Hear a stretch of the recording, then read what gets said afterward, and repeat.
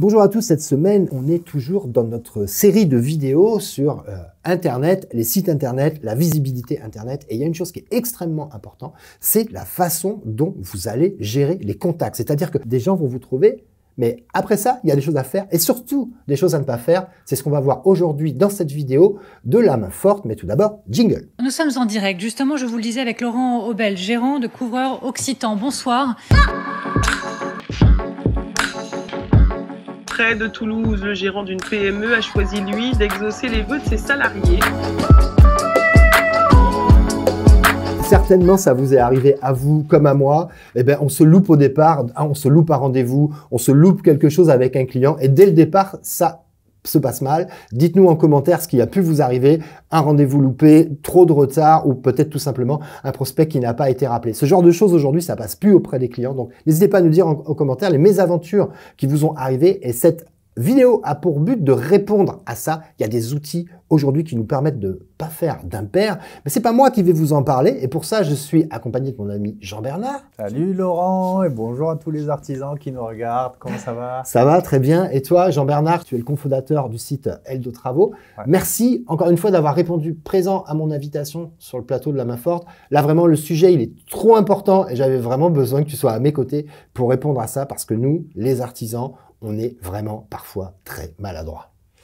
C'est vrai que souvent, on recherche de la visibilité alors qu'on en a déjà et qu'on ne traite pas bien ses contacts. Est-ce que tu sais combien de particuliers qui font des demandes sur des sites d'artisans qui ne sont pas rappelés? Écoute, moi, à titre perso, quand j'appelle mes clients, il y en a plein qui me disent on a appelé, ils nous ont pas rappelé, mais je connais pas les chiffres. Mais vas-y, je t'écoute. Nous, on a analysé des centaines de milliers de demandes de devis. C'est 50% des demandes de particuliers qui ne sont pas rappelés. Ah non, mais là, les gars, je vous félicite pas. Un client sur deux n'est pas rappelé. C'est vous qui nous regardez. Mais ça ne me surprend pas parce que souvent des clients me le disent et honnêtement, qui n'a pas fait la coquille? On est sur chantier, on est occupé, on a noté le numéro de téléphone vite fait sur un papier, on a perdu le papier, il s'est envolé et on n'a pas rappelé le client. Exactement. Et ça arrive tout le temps. Mais il y a des outils aujourd'hui. C'est ça qu'on va voir aujourd'hui. Il y a plein d'outils, il y a plein d'astuces. La première chose à savoir, c'est se mettre à la place du particulier. Ouais. Pour bien le comprendre et augmenter son taux de transformation. Toi, tu es à quoi comme taux de transformation aujourd'hui? Au niveau de quoi? De mes reventes? Au niveau de mes une devis? Demande de particulier par rapport à une demande que tu reçois, combien il y en a qui deviennent clients? La moitié. La moitié, c'est énorme. C'est énorme, je sais. C'est énorme. Ouais, je sais. C'est beau, bravo. Ouais. Donc, on va vous donner tous les outils pour arriver à faire ça. Alors, Jean-Bernard, concrètement, c'est quoi les outils? Est-ce qu'il y a aujourd'hui peut-être des outils numériques qui nous permettent de ne pas nous trouer, comme on dit, et d'être sûr de rappeler nos clients?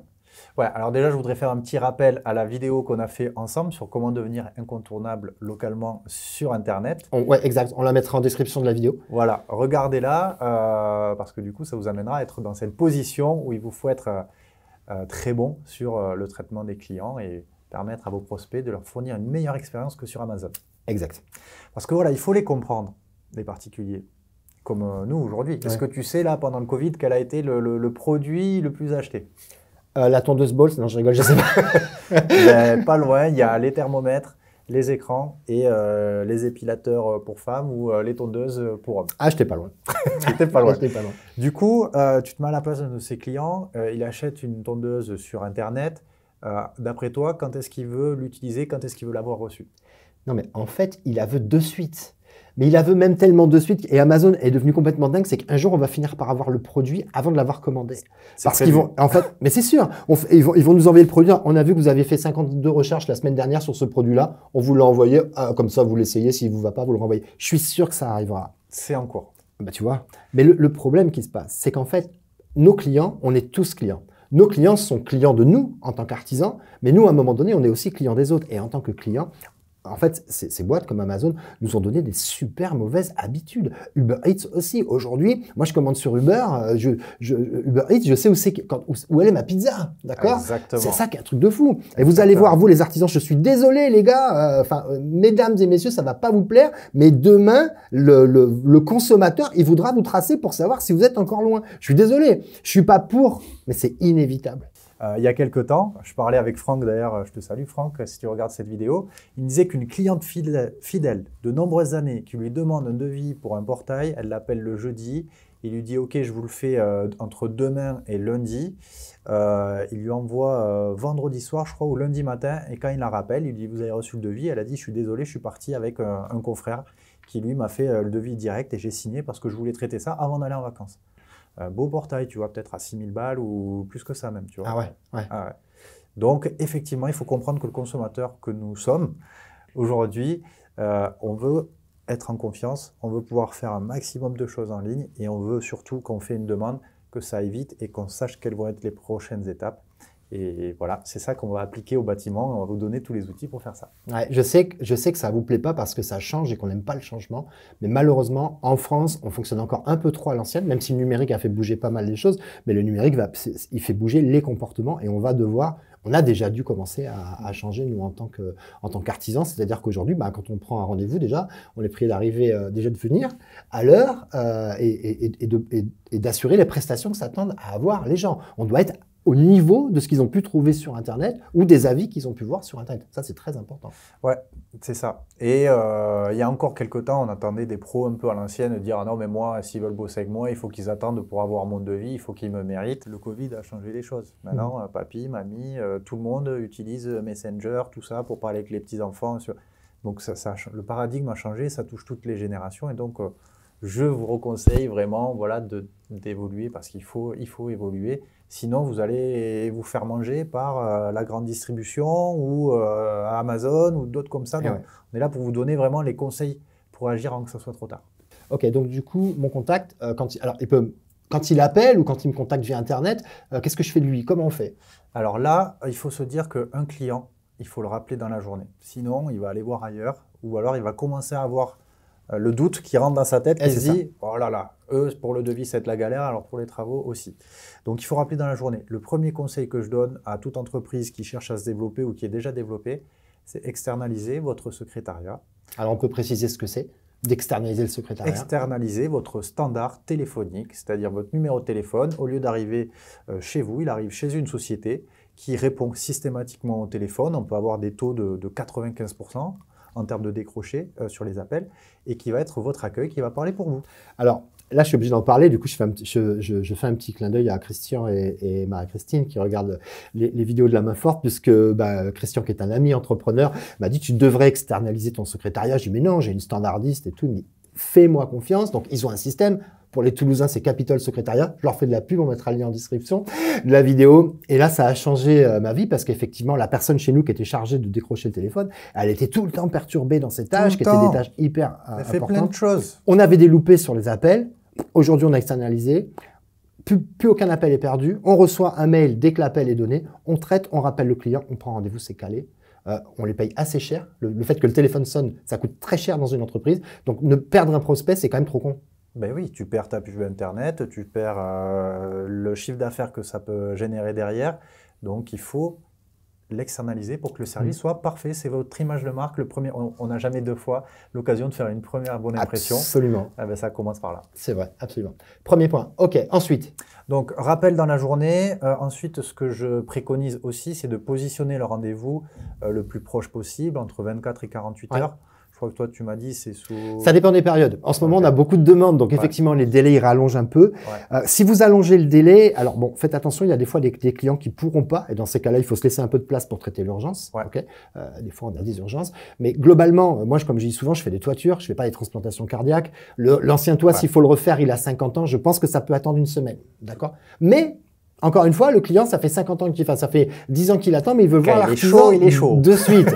Donc, bon, en tout cas, ce qui est important, c'est de caler effectivement de suite un rendez-vous et de tenir son engagement, d'être là au moment où on l'a dit, à l'heure où on l'a dit. Fondamental. Ouais, donc là, deuxième conseil que je peux donner, c'est d'utiliser Google Agenda et d'envoyer systématiquement une invitation pour le rendez-vous avec l'adresse et toutes les informations dessus, qui va permettre de réserver le rendez-vous dans l'agenda, soit de vous si vous êtes patron, soit de vos commerciaux, de vos chargés d'affaires, et du client. Déjà, vous allez vous démarquer de tous les autres professionnels, parce que ça fait super carré, super pro, il y a toutes les infos dedans, et puis ça évite à tout le monde d'oublier, ou de se tromper d'adresse, ou de ne pas avoir toutes les billes.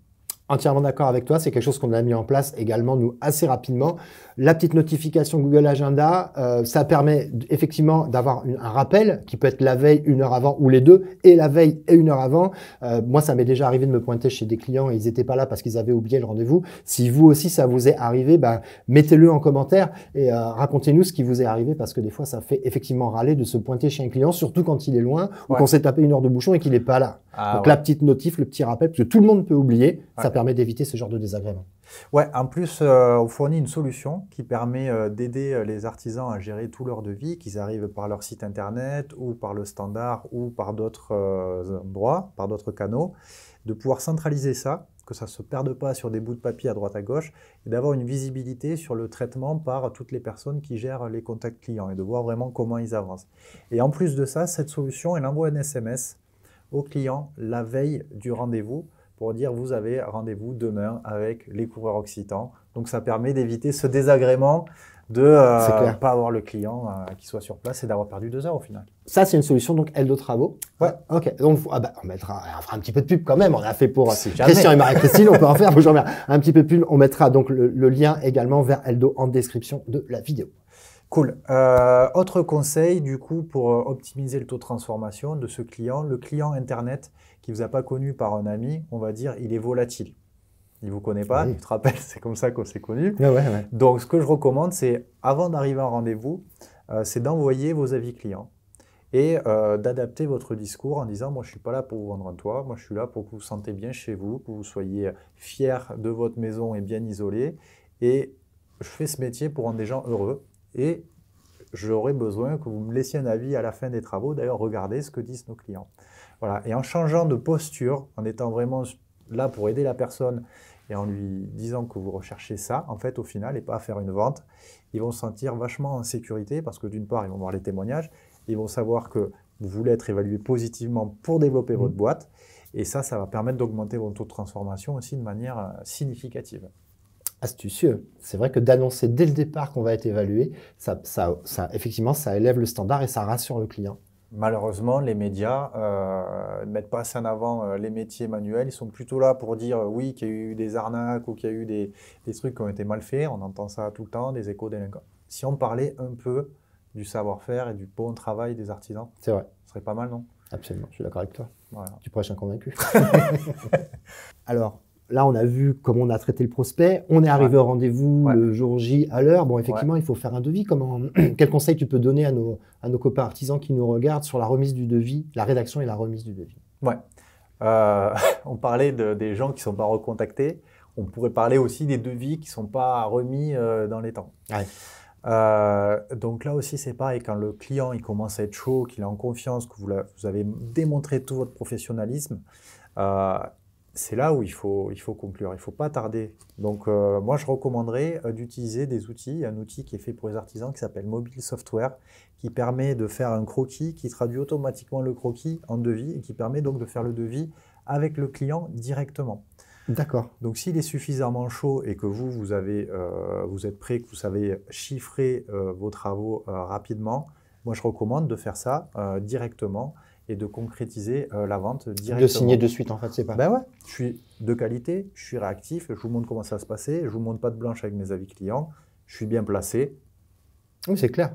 What else? C'est clair. C'est parce qu'on a pris cette habitude, qui est une mauvaise habitude, de dire je fais le devis à la maison, j'envoie le devis, encore à l'époque on l'envoyait par la poste, maintenant heureusement il y a le mail, j'envoie le devis par mail, une fois sur deux, des fois il passe en spam, enfin c'est toute une histoire. Mais justement, notre solution elle permet aussi de s'assurer que le devis a bien été reçu et de les relancer pour qu'ils prennent leur décision. Incroyable. Et du coup, tu viens de me tendre la perche vers la phase d'après qui est effectivement la relance.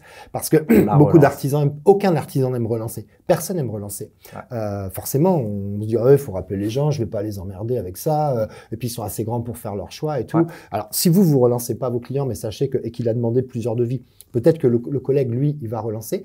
Et aujourd'hui, je trouve que de la relance, c'est juste du respect. Du respect par rapport au temps que vous avez passé sur ce devis. Exactement. Et ça montre aussi au client que vous vous intéressez à lui. Bien Parce sûr. qu'il peut se dire, le gars ne me rappelle pas, ça ne l'intéresse pas. Combien de fois j'entends des artisans, ah mais non, mais s'il veut venir, il a qu'à signer. Mais non. Mais non. Mais non, appelez. Déjà, il n'a peut-être pas reçu. 2, il n'a peut-être pas compris. On parle des artisans qui ne comprennent pas grand-chose quand ils sont démarchés par rapport à Internet, mais un particulier qui reçoit un devis Heureusement que tu as fait un lexique. D'ailleurs, allez voir la vidéo sur comment devenir incontournable localement. Oui, on va la mettre en lien juste à la sortie de cette vidéo. Voilà, mais rien que pour savoir si la personne a bien compris le devis, si on a bien répondu à son besoin, parce qu'entre lui qui l'exprime et nous qui le comprenons et qui l'exprimons dans un devis, il peut se passer plein d'écarts, tu vois. Absolument. Donc, très important de relancer. On relance le devis. Ouais. Une fois qu'on a relancé le devis, après, tu vois quelque chose à ajouter sur la conclusion de la vente ou Moi, j'aimerais bien que tu nous partages, on parlait tout à l'heure que tu as envoyé tes chargés d'affaires en formation commerciale. Ouais. Qu'est-ce qu'ils ont appris de plus que ce qu'on vient de partager là, qui les a aidés justement à passer de 33% à 50% de taux de transformation, qui est absolument énorme. Ouais. J'aimerais bien que tu nous partages. En fait, la grande clé pour nous, ça a été de partir du besoin du client et non pas de la solution qu'on pouvait proposer. Combien de fois on arrivait devant un toit pourri en se disant « Non, mais là, il faut refaire le toit. Monsieur le client, c'est 30 000 €. » Et on n'a pas écouté le besoin. Et on peut être complètement à côté de la plaque. Ou des fois, on ne sait pas comment amener le fait que le toit est pourri alors que le client le sait déjà. Donc en fait, l'histoire, c'était vraiment de partir du besoin du client parce que sinon, vous partez bille en tête avec une solution. Déjà, vous n'êtes même pas forcément... On s'est vu que des fois, les commerciaux, ils argumentaient à des gens qui n'étaient même pas les décisionnaires. Ils passaient 1 heure et puis en fait, ils étaient avec le voisin ou la personne qui s'occupe de la maison, qui a les clés. Ils n'avaient pas validé ça. Donc, ils avaient passé 1 heure pour rien. Ils avaient fait tout un argumentaire à quelqu'un qui décide pas. Classique. D'accord? Classique. Merde, c'est pas la bonne personne. Donc, et après, effectivement, moi, je dis, on est un peu comme on est le médecin. Nous, on est le médecin de la toiture. C'est-à-dire que d'abord, on écoute la plainte du client. C'est le client. C'est où? C'est quoi le problème? C'est, vous voulez juste stopper la fuite ou vous voulez valoriser la maison? Vous la revendez dans 3 mois? Cherchez pourquoi, en fait. Bien sûr. Pourquoi vous nous avez appelé? Pourquoi vous voulez faire ces travaux? Pourquoi? On doit apporter une solution à un problème. C'est pas parce que le toit est entièrement à refaire que c'est la solution du problème du client, parce que peut-être qu'il est là temporairement, peut-être qu'il a prévu de vendre cette maison et qu'elle va être démolie par un promoteur. On sait pas ce qui peut se passer. Exactement. Et on fait des hypothèses alors qu'il suffit simplement d'écouter les clients. Ça a été une des grandes clés. On a pu proposer des devis qui étaient beaucoup plus, qui étaient pas plus précis, qui étaient vraiment en adéquation avec ce qu'attendaient les gens. Une écoute, les gens se sentaient écoutés, compris. Vous savez, qu'est-ce que vous demandez de plus à un prestataire pour signer? Ça, c'est tout. Avoir été compris. Après, de la confiance, quelques avis sur Internet qui rassurent. On va laisser peser. C'est ça. C'est tout simple. Magnifique. Très belle vidéo, hein, Laurent. J'aime beaucoup cette vidéo. Très bon conseil. Bon, merci Jean-Bernard. Donc, vous l'aurez compris, quand on reçoit un appel d'Internet, voilà les clés qui sont à mettre en place. On rappelle le client dans la journée. Idéalement, externalisez votre secrétariat si vous n'êtes pas sûr de pouvoir répondre au téléphone. Ça, c'est très important. Vous prenez une date de rendez-vous le plus tôt possible. Vous êtes à l'heure. Idéalement, vous utilisez Google Agenda pour que le client puisse recevoir un appel la veille ou 1 heure avant. C'est vous qui décidez, ou les deux d'ailleurs.